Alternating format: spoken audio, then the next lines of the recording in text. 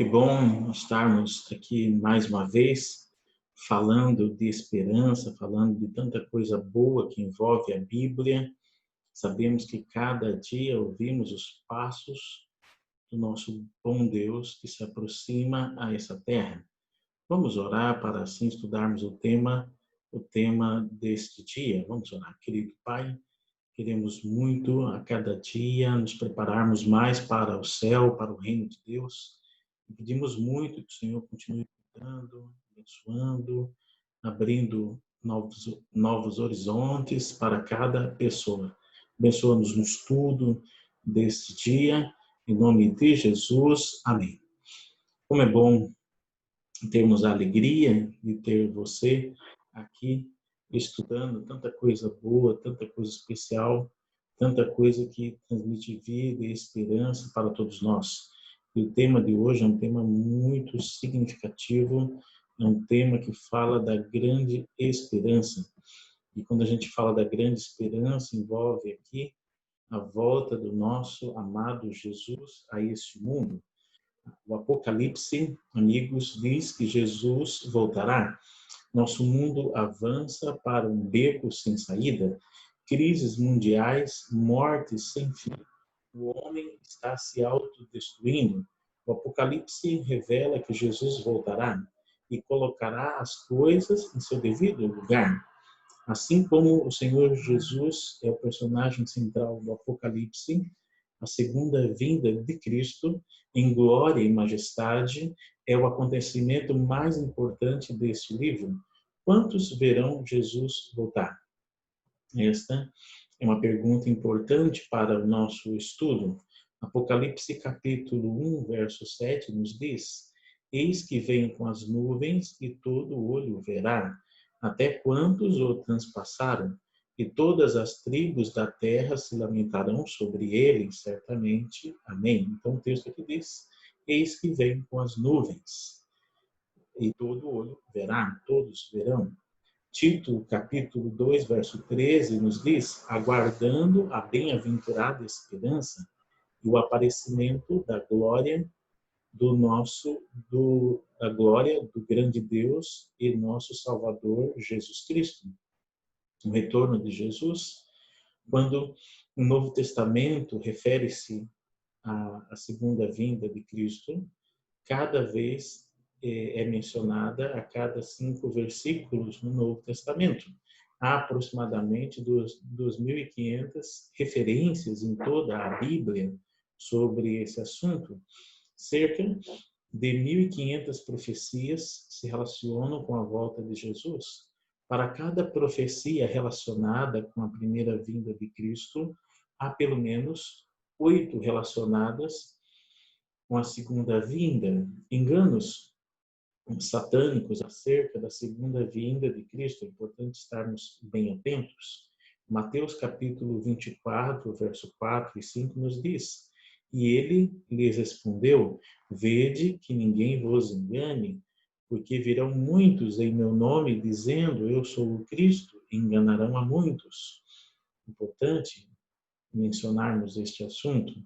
Apocalipse capítulo 16, verso 13 e 14 nos diz: Então vi sair da boca do dragão, da boca da besta e da boca do falso profeta, 3 espíritos imundos semelhantes a rãs, porque eles são espíritos de demônios, operadores de sinais, e se dirigem aos reis do mundo inteiro com o fim de ajuntá-los para a peleja do grande dia do Deus Todo-Poderoso. 2 Coríntios, capítulo 11, verso 14, nos diz que não é de se admirar porque o próprio Satanás se transforma em anjo de luz. No outro texto que lemos, ele diz que o inimigo assim, das almas, né, inimigo de Deus, Satanás, Lúcifer, ele teria ali habilidade para operar sinais, operar milagres. Poderia se personificar de Cristo, se personificar de um anjo. 2 Tessalonicenses, capítulo 2, verso 8 a 10, nos diz: Então será de fato revelado o iníquo, o pecador, a quem o Senhor Jesus matará com o sopro de sua boca, e o destruirá pela manifestação da sua vinda. Ora, o aparecimento do pecador, o iníquo, aquele contrário às coisas de Deus, é segundo a eficácia de Satanás, com todo o poder e sinais e prodígios, milagres da mentira, e com todo o engano de injustiça aos que perecem, porque não acolheram o amor da verdade para serem salvos. Então, mais um texto enfatizando isto. Satanás aqui tratará de enganar, imitar a segunda vinda de Cristo, personificar a Cristo, como Jesus virá. Que declaração de Jesus revela que sua segunda vinda não será secreta? Mateus capítulo 24, verso 23 e 27 nos diz: Então, se alguém vos disser, eis aqui o Cristo, ou ele ali, não acrediteis, porque assim como o relâmpago sai do Oriente e se mostra no Ocidente, assim há de ser a vinda do Filho do Homem. Então, toda a revelação da volta de Cristo será no mundo inteiro, não é? Salmos capítulo 50, verso 3 nos diz: Vem o nosso Deus e não guarda silêncio. Perante ele arde um fogo devorador e ao seu redor esbraveja grande tormenta. 6 perguntas importantes ligadas a Jesus. É importante que você tome nota disto. Jesus, ele virá de forma pessoal. Atos capítulo 1, verso 11, que nos diz, e eles disseram, os anjos disseram para aqueles que estavam olhando Jesus subindo, os anjos disseram, varões galileus, por que estáis olhando para as alturas? Esse Jesus que dentre vós foi assunto ao céu virá do modo como viste subir. Outra pergunta importante, onde aparecerá o Senhor e quem o acompanhará? Vamos ver, é importante você tomar nota. Mateus capítulo 24, verso 3 nos diz, no Monte das Oliveiras achava-se Jesus assentado. Quando se aproximaram dele, os discípulos, em particular, e lhe pediram, dize-nos quando sucederão essas coisas e que sinal haverá de tua vinda e da consumação do século? Uma pergunta foi feita. Quem o acompanhará? Então, aqui nos diz, né, Mateus capítulo 16, verso 27, porque o Filho do Homem há de vir na glória de seu Pai com seus anjos, e então retribuirá a cada um conforme as suas obras. O que farão os ímpios por ocasião da volta de Jesus? Apocalipse capítulo 6, verso 16 nos diz, e disseram aos montes e aos rochedos, cai sobre nós, escondei-nos da face daquele que se assenta no trono e da ira do poder. Vamos continuar nosso estudo. Mateus capítulo 24, verso 36 nos diz, mas a respeito daquele dia e hora ninguém sabe, nem os anjos do céu, nem o Filho, senão o Pai. Qual o propósito, então, segundo o Apocalipse, para a segunda vinda de Cristo? Apocalipse capítulo 22, verso 12 nos diz, eis que venho sem demora, e comigo está o galardão que tenho para retribuir a cada um segundo as suas obras. Então, é para isso que esse é o foco da vinda de Cristo.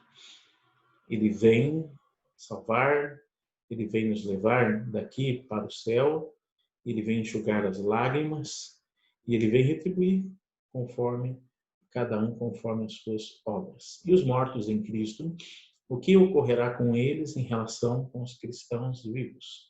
1 Tessalonicenses, capítulo 4, verso 16 e 17, nos diz, porquanto o Senhor mesmo, dada a sua palavra de ordem, ouvida a voz do arcanjo e ressoada a trombeta de Deus, descerá dos céus e os mortos em Cristo ressuscitarão primeiro. Depois nós, os vivos, os que ficarmos, seremos arrebatados juntamente com eles, entre nuvens, para o encontro do Senhor nos ares, e assim estaremos para sempre com o Senhor. O que acontecerá depois?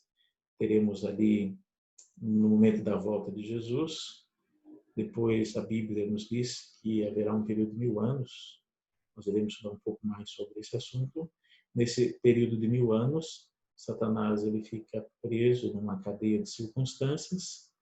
Depois do final dos 1000 anos, nós temos aí a nova terra, que será implantada aqui neste mundo.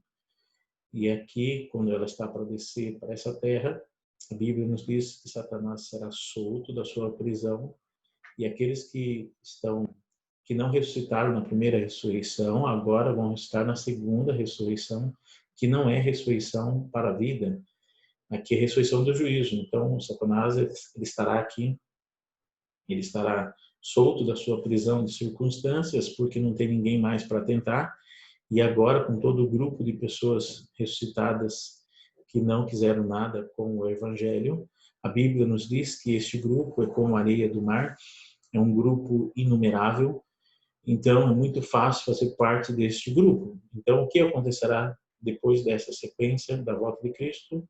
A prisão de Satanás, e assim vamos dar sequência. O Apocalipse então apresenta as condições de vida que Jesus estabelecerá depois da segunda vinda. Apocalipse capítulo 21, verso 4 nos diz: "E lhes enxugará dos olhos toda lágrima, e a morte já não existirá. Já não haverá luto, nem pranto, nem dor, porque já as primeiras coisas passaram." Apocalipse, capítulo 21, verso 4. A bem-aventurada esperança do Apocalipse é o retorno de Cristo para todos nós. E, de fato, vai ser algo poderoso, algo maravilhoso, e você precisa se preparar para isto. Que juntos possamos ter a alegria de avançar neste propósito. Que a bênção do Senhor te envolva e que você tenha esse foco. E que juntos possamos ter a alegria de entrar pelos portões do céu. Jesus já pagou um grande preço para que pudéssemos ter esta alegria. Aproveite muito bem esta bênção. Vamos orar. Querido Pai, queremos muito a cada dia nos preparar para a volta, para o retorno de Jesus a este mundo. Usa-nos para teu serviço, capacita-nos cada vez mais, que o nosso foco possa estar, de fato, naquilo que realmente importa, o preparo para o céu. Usa-nos para cada dia sermos uma bênção, sermos luz. Em nome de Jesus, amém. Que bom meditarmos na Bíblia, no Evangelho. Fiquem todos aí na bênção, na paz de Deus.